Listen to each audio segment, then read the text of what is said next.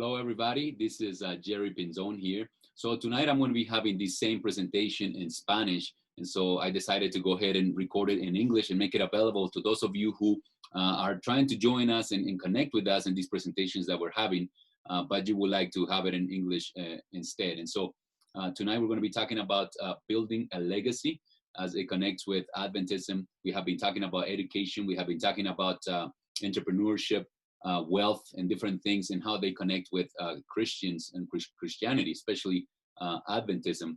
And so today is about this legacy, the legacy that we have received, and also the legacy that we are to live for those generations coming after us. So we talked last night about the two myths, and when it comes to education, that we were trying to debunk or understand better education from the perspective or higher perspective. We called it higher education, in fact. The two myths are as follow. Number one, a consecrated Christian does not need to take part or advantage of the education system. A lot of people hold to that extreme. Secular education is entirely contrary to spiritual growth. So we want to look into that. The second myth is the spiritual life was nothing to contribute to my academic life. So we ended up and concluded with the biblical perspective, that is that true education is founded in the knowledge of God, and it involves all areas of human development, which would also include secular education in part. It produces true thinking and creativity, and it allows the student to excel in academic achievement. A consecrated Christian will honor God also in his or her intellectual enterprises. So academy is also part of this growth, and we encourage it. And also we encourage it to be taken from the perspective of education as we hold a more complete understanding or higher education or higher understanding of education. So today we're going to be talking about the legacy. Let's look at the theme there so that we can establish some goals. Inside of the call to build a Christian legacy is the theme, understanding the role of education and health inside of the Great Commission. And so some of the challenges that I'm going to present throughout this presentation that are connected also with the presentations prior to this one are the following. The first one is that our message properly lived would allow us to develop successful careers and businesses. It's something that we need to understand. And the Adventist spirit is an entrepreneurial spirit. This success will also be a missionary achievement. So challenge number one, if we live properly our message, we will be successful and we will be missionaries. And that is something that needs to be kept present always with us. The second challenge is the greatest key to success is to manage our business as stewards. Very important. Understanding that God owns all of our assets, and thus we are obligated to serve him and others. Now, that's a strong word, and you're going to see why I'm using that word. And maybe somebody will say, well, I'm not obligated to do anything. And that is true. We're talking in the context of doing things that will honor God. So that's where we're coming from that perspective. All right. Definitions. Let's talk a little bit about definitions. We're talking about legacy. And so history and legacy, how are these two things connected? History is connected with legacy in that it consists on the things that are passed to future generations. So the historical aspect has to do with the fact that if something is coming from behind us that is being given to us, money, wealth, principles, culture, values, all of these are the legacy that has been left before us. In order to establish a legacy, some historical achievements are necessary. In other words, you cannot pass something you don't possess. And so the historical aspects are always going to be there, are going to be facts, historical facts. And that determines the legacy that we're receiving. And then finally, the time element in legacy has a projection. You know, it comes from the past and goes into the future. The legacy that you receive today definitely comes from the past, but it will affect your present and your future. And this is what we're trying to create or continue, if you will. So let us talk a little bit about our story. So I have talked about my story in the last two presentations. Today we're going to be talking about Seventh-day Adventist history, basically. So our story as Adventists, which one is it? I would like to just highlight a few points here. Adventism and the entrepreneur spirit. We have come from a movement that has some very particular characteristics, and I want to highlight some of them. First of all, I want to say that the foundation of this movement it comes from a theological revolution. And this is something very important for us to understand. So the spiritual aspect is fundamental in everything that I have spoken about. And it is no different into the entrepreneurship spirit that we have acquired from our pioneers. So the inception of our movement, it begins with the theological revolution. I wish I have time to stand up and abound on these, but basically what I'm here to tell you is that the reason why I exist as a church, we exist as a church, is because we are fundamentally different than any other Christian denomination, any Christian group, okay? Now, I know that there is a push in the world for ecumenism and even within Adventism to get us all on the same page and to treat each other as we're just the same and we're all Christians and we believe in the same Christ and all of that. I don't want to get into too many details here, but what I want you to understand is that fundamentally our theology is different. And what happened in 1844 is exactly that, the consummation of that movement that had already started prior to that. And then the Advent movement begins with completely different positions, fundamental positions, especially how they understood the Bible and how they use the Bible to interpret reality. So today, reality is not interpreted just on the basis of sola scriptura anymore, okay? What I mean by that is that most religious groups, most Christian organizations, established Christian organizations, interpret the Bible based on more than just what the Bible itself says. Reality is interpreted based on the Bible, based on philosophy, based on science, or what they call science, and culture and tradition. That's how the Bible is interpreted today. That's how reality is interpreted today. But Adventism evolves from a revolution that says we will follow the Bible and the Bible alone, and that is what's going to determine reality. That revolution led to other specific changes that had to do with development of businesses or development of organizations, okay? That's where I'm going from here. I started with theology because I want you to know that that's the fundamental part. The spiritual aspect is always fundamental in terms of everything else you do, whether it is school, whether it's business. From this revolution, this theological revolution, comes an advancement that was tremendous in Adventism. It had to do with media and communications. I believe that what happened when the church and the pioneers started to print and to buy a press and start printing materials, what they did actually is that they entered the network of communication of their time. You see what I'm saying? And I believe that we have failed to understand that aspect the way that it is. But let's just list it right now. Let's say that another thing that happened starting in the time of the pioneers has to do with the medical revolution. The medical revolution came by way of the ministry of healing, and how we understand that healing is something that takes place beyond just the medicine that you receive, okay? You have to attack the condition that produces the sickness in order for you to be healed completely. So you don't just take a pill so that you can continue doing the wrong things that are causing you problem. You actually change the causing roots, and then you become healthy. Very comprehensive, the medical revolution that we brought about. And it is very, very something to highlight. I mean, even to this day, we have institutions that are very top of the line, okay? And we should be very proud of them. We have, for example, Loma Linda University or the hospital system there. Probably it has ranked in the past 6th in the nation. It has ranked in the past #1 in California system, healthcare system. And it has ranked, I think currently, as the first one on the Orange and San Bernardino County area. So it's something to be proud of. And it's a legacy also that we have received from the origins of Adventism there. The educational revolution, we also brought up a totally complete different system of education. I spoke about that yesterday with the principles, basically.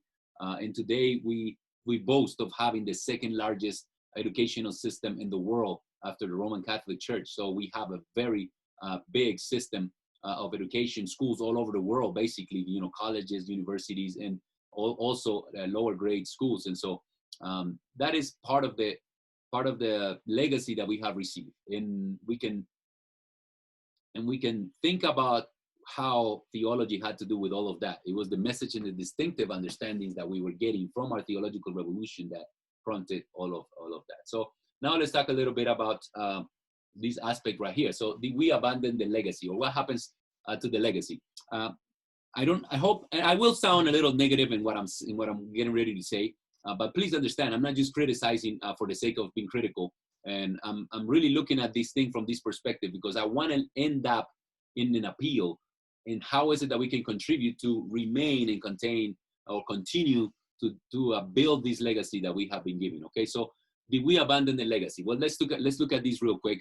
I can say that theologically speaking, this is not something that you can say all across the board, but there has definitely been influences attempting to lead Adventism to abandon the theological revolution, the principles that caused and prompted our revolution. There has definitely been a change in our theology. Of course, not everything was perfect back then, and I'm not talking about doing everything exactly how they did it. I'm talking about the fundamental concepts. When you abandon those to adopt other people's concepts, you are basically abandoning your legacy. And if the theological revolution is affected, imagine what that's going to do with the legacy if everything else was a result of that theological revolution to begin with.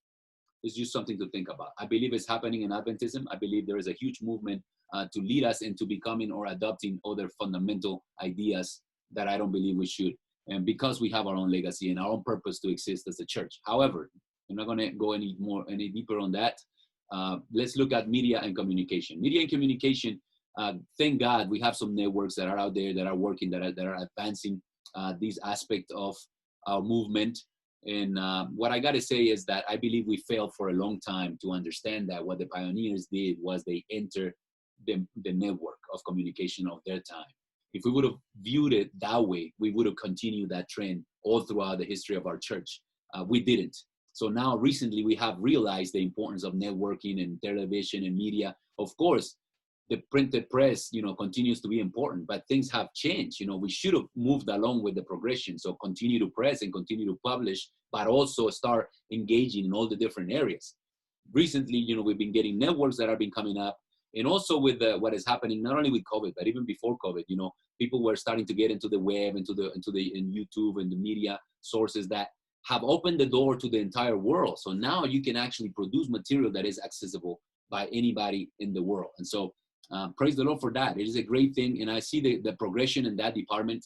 I would like to say on these that we need to get better. I think that people are looking for good quality production. I believe every single church should be a production office or a production studio, making materials that are pertinent to the issues in society, pertinent to the youth, to all age groups, in that they need to invest a little bit of money and make quality products. What people wants to see is not somebody with a camera in very low quality video or quality sound, just saying anything, even if the content is very good, we should also make at least a little effort to create an environment that I believe will be appealing and people will want to engage with that. So media communications, I definitely think that we dropped the ball for a while, but I think that we're catching up in many different ways. And I hope that we continue to do that.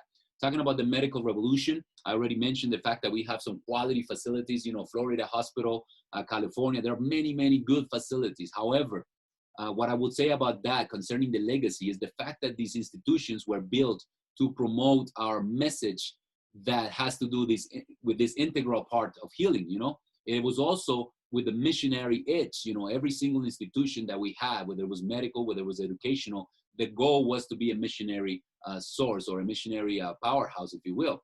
What is happening in the medical world, at least as far as I can tell, is that our services are basically equal to everybody else's. We do not offer a special kind of treatment or care in our flagship facilities. Our flagship facilities are becoming businesses, basically, and they're not focused on mission as they should be. And so perhaps there is something of the legacy that needs to be reviewed in these areas. A person can come into the system, go through the whole thing and leave. If he wasn't a Christian, he never even heard about Jesus or the need for salvation or anything else. Okay. Not only that, he got the same treatment, and that is focused on issues and not in the root causes that he gets in every other clinic in the world and in America. So something to consider. Okay. Educational revolution. The educational revolution is hit and miss, is all over the place. So there are some great successful stories of schools that are actually implementing the principles of education. And there's some other schools that are just trying to compete with everybody else out there. The problem with education for us especially is that private education is more expensive. Here in America, Adventist education is expensive as well. I'm not using this as an excuse, but I'm just saying that if you're going to offer the exact same thing that the cheaper public or any other, environment offers, people is going to go with something that's more inexpensive, unless you actually become an alternative and you have a product to offer that is different than everybody else. And I believe we have it. And I think we need to establish it, and we need to market it, and we need to go with that and allow the institutions to grow, because we do have something precious to offer that not everybody else has. So that is my summary here of the legacy. We're going to move to other aspects of these and whether we have abandoned the legacy or not. But first, I just want you to look at some of the entrepreneurial spirit as it was manifested in and the pioneers themselves, okay? I'm going to narrow it now a little bit more. I'm not going to talk about institutions, but just people in general. So our pioneers were entrepreneurs. Most of them had their own businesses, their own jobs. I can just mention briefly, Joseph Bates was a captain on his own boat. He sold the boat and donated a lot of the money that he made to the work. So this is what you see in these people. They're all entrepreneurs. They're not employees. This freedom allowed them to invest heavily on the Advent message. They were totally committed to what they were doing, and because of this theological revolution. Now, country living, for example, is something that is promoted a lot, and many of them actually live that way. And it was kind of like basically, to be honest with you, it was America at the time, mostly rural. But the aspect I want to highlight is how country living had an entrepreneurial aspect that we often miss. So we don't look at it as a business. A lot of times we look at it from the religious perspective, like the spiritual gains of living in the country and all of that. And this is wonderful. I'm not denying that at all. But I want to address the fact that this is also an entrepreneurial way of living, because you are your own boss. You are producing. You have a land where you can produce things, and you become your own boss. You become a business. You can actually employ people instead of being just a simple employee. So something to consider in this perspective. And I'm thinking more in terms of back then, even than now. It's a little more difficult now to make money from the country, but it's still possible. I'm just right now pointing out the fact that this is something that they had that we don't, basically. The health message was intended to provide means to further the work. In other words, these institutions were designed in such a way that they could help people, of course, but they were also helping people who have money. When you think about Harvey Kellogg and the work that he was doing, he had governors and he had people with high in power coming and being treated in his facility. He was actually producing money, basically. It was a business as well as a mission. Education, as understood by the pioneers, was to give us an edge on the world and its institutions. And we talked about that yesterday, and I believe that was the sentiment that they had as well. Very interesting. Harvey Kellogg is another example, and I mentioned him again because of what he was able to achieve. He went and got educated, he became a doctor, and then he started improving on even the education that he had received. And so that, I believe, is the important aspect of education as we presented. So did we abandon the legacy? Let us review some of these again. So one thing I want to say is that with the industrialization of America, a majority of people moved from the country to the city to become employees.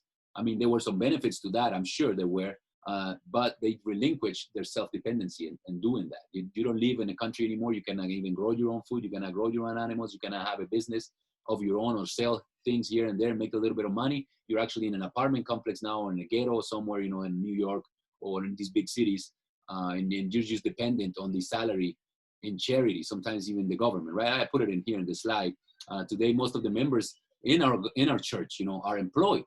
They are enabled to support themselves apart from their job or government aid. Basically, we're becoming dependent. That has changed as far as the legacy that we could have actually chosen to follow. Our health institutions, although great, have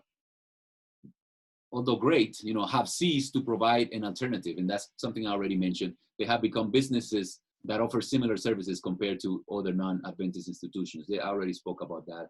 Let's see what else we have here. The institutions that provide alternatives, with few exceptions, and I could think of Neil Nelly Weimar Institute, for example, are small. They're self-supported and sometimes struggle to maintain their services. So institutions that are health-oriented and that actually want to follow the principles that were given to us, they're very small. Their marketing a lot of times is not, they're not built with the business mindset. Let's just put it that way. And that's okay. I'm not trying to criticize them by no means, but I just want you to see how they struggle and how it's difficult for them to maintain services. They always need donations and things of this nature, okay? The reason why I'm saying this is not to diminish them in no way, shape, or form. The reason why I'm saying this is because this presentation is about challenging those who are wanting to do business, challenging those who wanting to go to school and become educated and establish careers to become entrepreneurs. And you can always do this using God's guidelines in work and mission.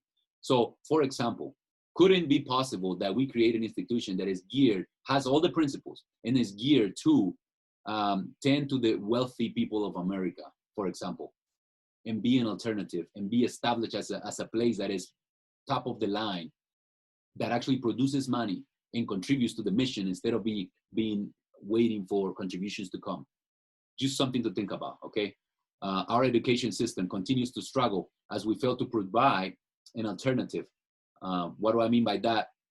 I already said it, because education is expensive.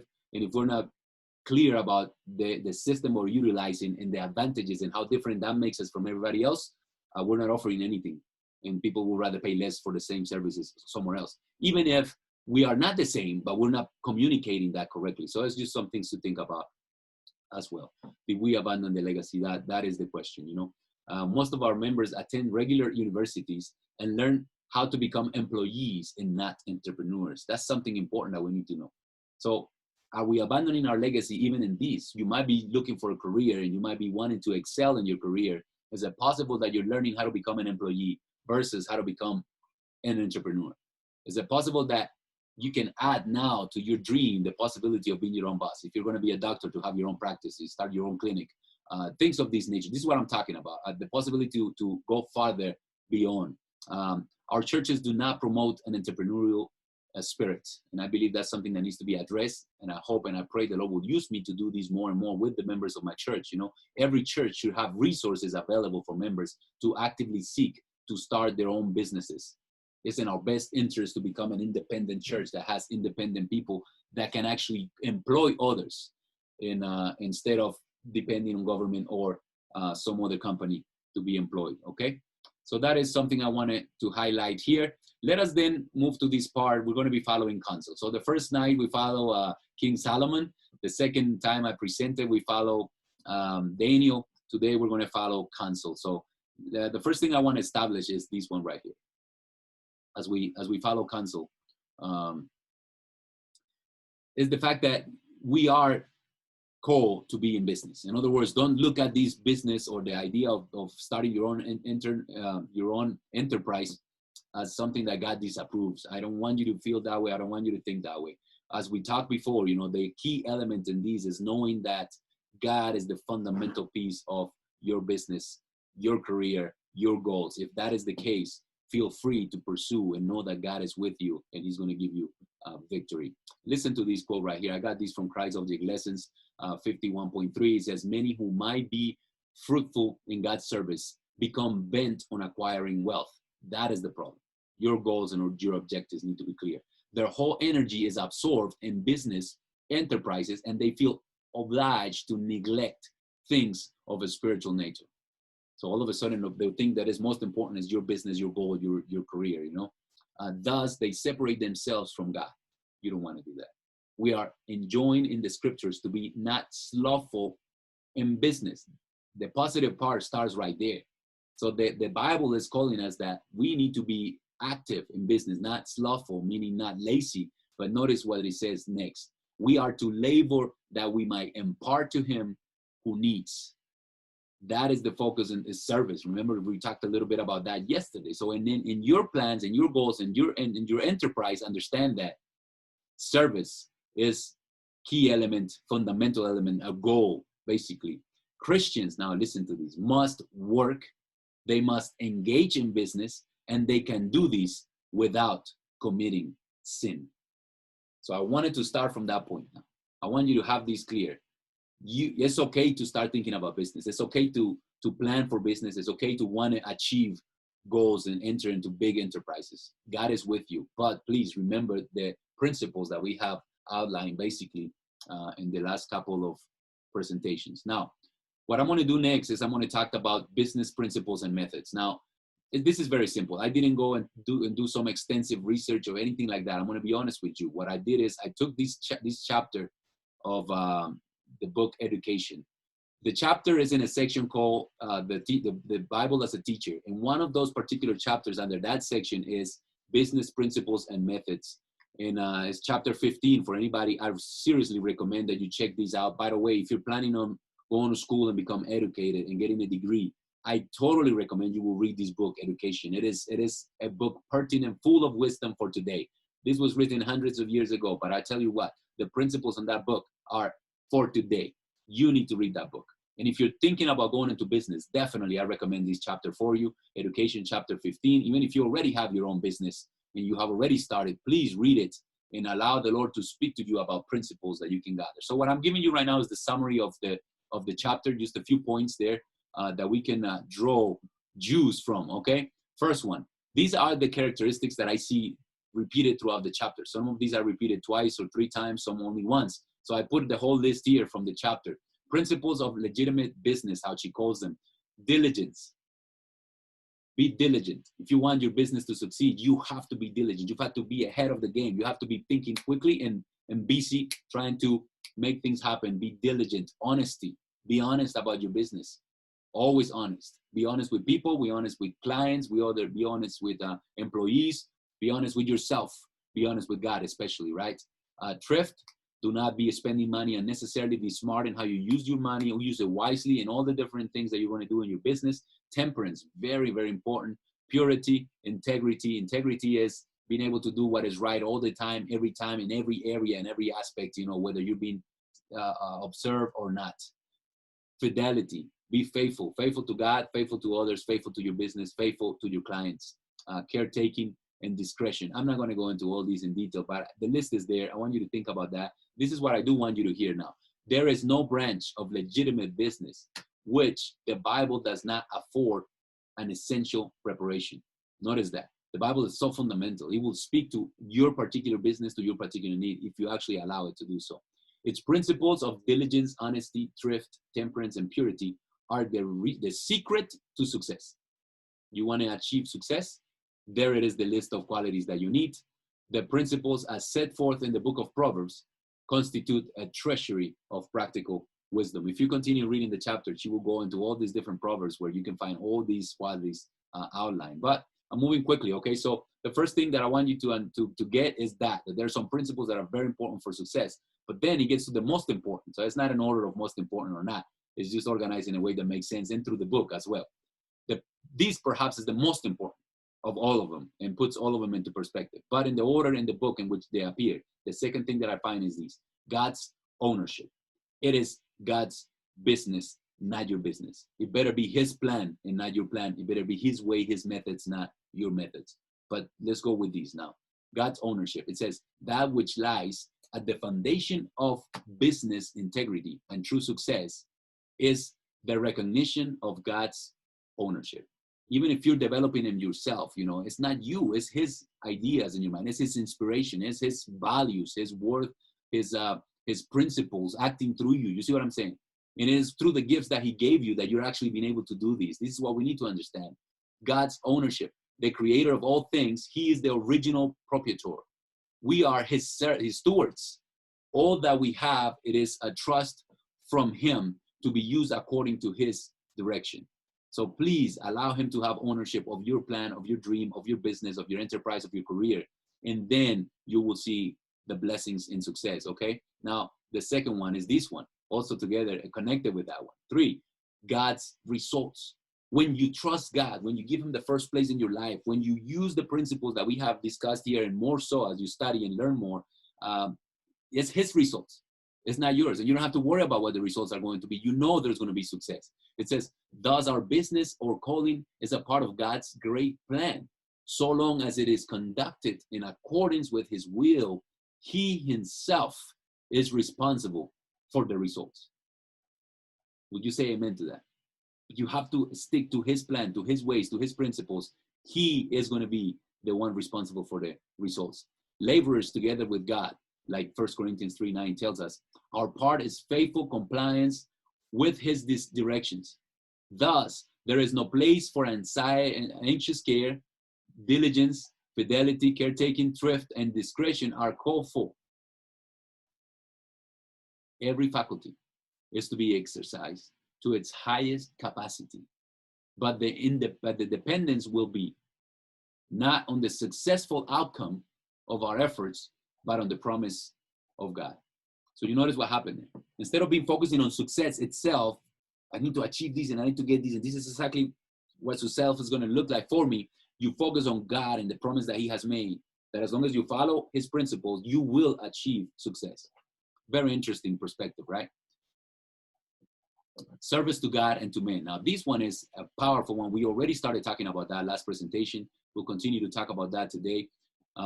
Service to God and men definitely moves the bar higher than you would put it for yourself otherwise. And that's, I believe, the most important thing about that.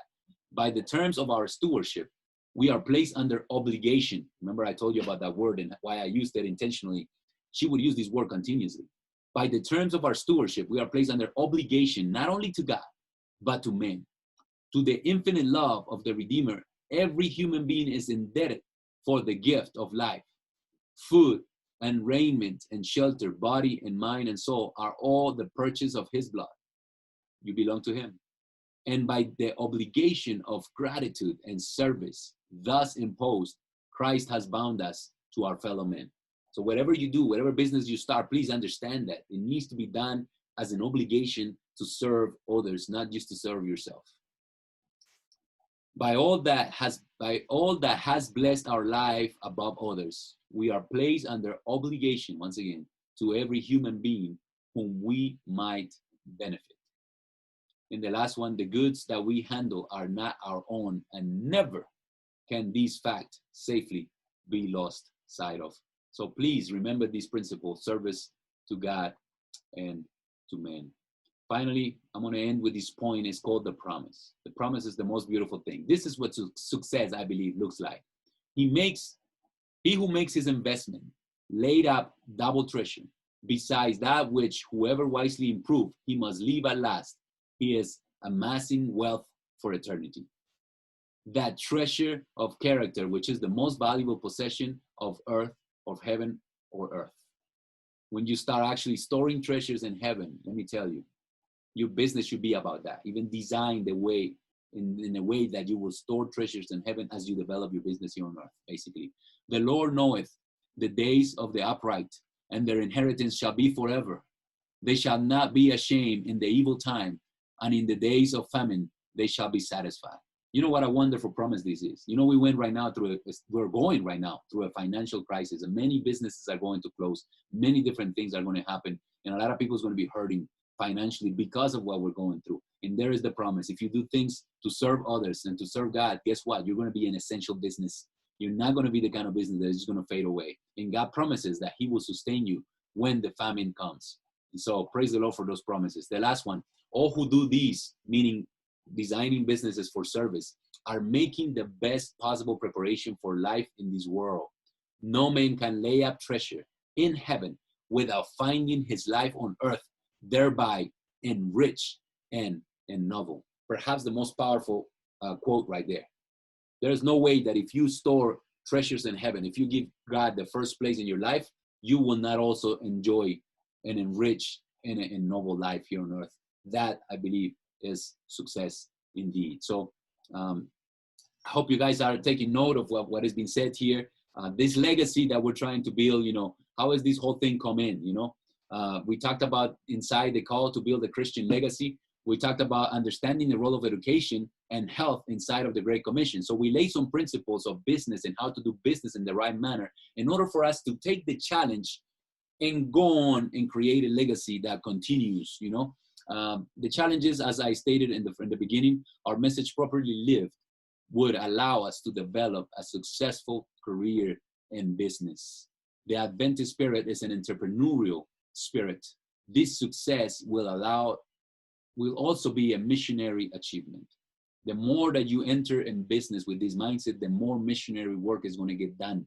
Missionary work is not just standing up in the front and preaching like I do as a pastor, or going and giving Bible studies, which are very important. I'm not denying that. But also when your business is designed to serve and to be utilized as a mission field, then a lot of work will take place and you will be a successful business owner and a successful Christian and a successful evangelist as well.